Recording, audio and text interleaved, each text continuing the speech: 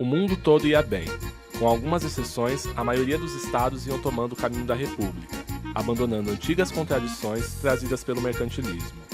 Os Estados Unidos se destacavam no cenário mundial. Em meio a descobertas, invenções e o aparecimento de mentes excepcionais, o país ainda se acostumava às novas formas de vida após a Guerra de Secessão. A guerra que matou um presidente dividiu um território de nacionalistas exacerbados.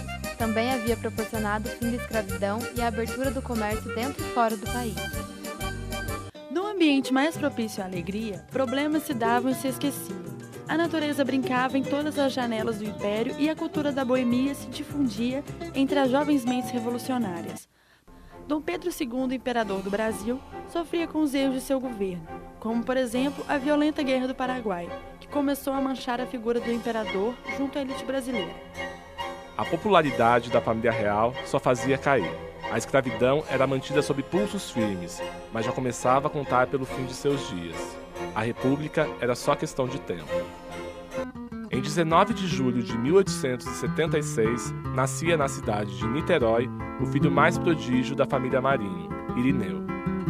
Jornalista aplicado e influente, Irineu Marinho construiu uma carreira sólida no campo da comunicação, culminando na fundação do próprio jornal em 1925, dando início às estruturas de um verdadeiro império. Com a morte de Irineu Marinho, ainda em 1925, seu filho mais velho, Roberto, fica encarregado de dar continuidade ao trabalho do pai. Roberto Marinho é o grande nome por trás das organizações Globo, seu mentor quase que absoluto. Isso se deve principalmente à ampliação da empresa, que além do jornal impresso diário, possui uma cadeia de rádios e mais tarde uma emissora de televisão. Atualmente, numa espécie de monopolização dos bens culturais, as organizações Globo também conta com uma editora de livros e revistas, uma gravadora musical e uma distribuidora de filmes. Em 1964, a democracia brasileira cai por terra e sofre um dos maiores baques de sua história. O militarismo, enfim, subia aos postos de controle do país. Os dias que estavam por vir não seriam fáceis.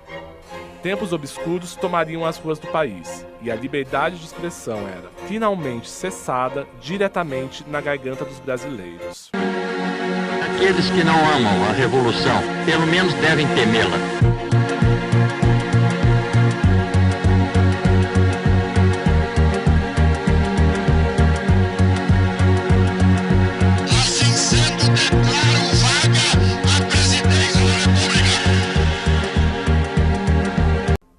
Os contatos entre a Rede Globo e o regime militar se tornaram muito estreitos e perduraram anos a fio, explicitando, inclusive, certa subserviência às ideologias daquele governo, permitindo que a empresa de Roberto Marinho florescesse à sombra do criminoso regime. A Globo não só aderiu à ditadura, como também mergulhou no processo fanista de controle das mentes humanas, gerenciado pelos militares.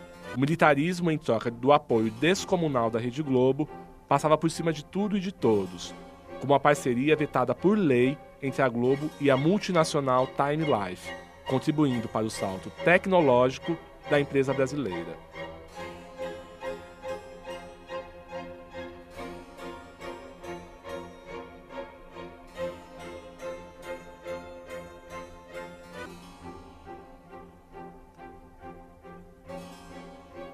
Em 25 de janeiro de 1984, quando o Brasil passa por uma nova redemocratização, milhares de pessoas se reúnem no centro de São Paulo para protestar a favor das diretas já.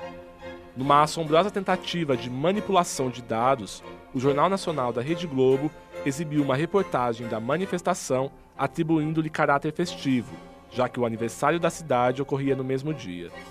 Um dia de festa em São Paulo. A cidade comemorou seus 430 anos com mais de 500 solenidades. A maior foi um comício na Praça da Sé. As tramitações das organizações Globo podem ir além do esperado, como é o caso das fraudes em eleições. Em 1982, novamente com o apoio do regime militar, Roberto Marinho foi acusado de participação na fraude do processo eleitoral de Leonel Brizola, que se candidatava a prefeito da cidade do Rio de Janeiro. Em 1989, em outro caso de tráfico de influências através da sabotagem de informações, a Rede Globo conseguiu eleger seu desconhecido candidato à presidência do Brasil, o alagoano Fernando Collor de Mello. 2 textos do debate foram transmitidos pela Globo. Primeiro, no Jornal Hoje, deixando claro o equilíbrio que existia entre os candidatos, e em segundo, no Jornal Nacional, que carimbou a participação da Globo no processo eleitoral de 1989, favorecendo Collor em detrimento de Lula. Você, como grande nome da TV, chegou a ser procurado por algum candidato na primeira eleição direta para presidente depois do fim do regime militar? Que conselho objetivo você deu? Então, nós fomos procurados pela assessoria do Collor, e o Miguel Pires Gonçalves é que viu que eu desse alguns palpites, e eu achei que a briga do Collor com o Lula nos debates estava desigual, porque o Lula era o povo e o Collor era a autoridade.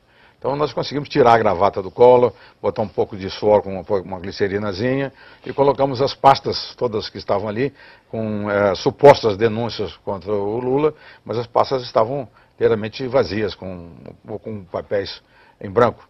Todo aquele debate não o conteúdo era do Collor mesmo, mas a parte, vamos dizer assim, informal, nós é que fizemos. Eu me lembrei do Jânio, só não botei uma caspazinha no Collor porque ele não aceitou.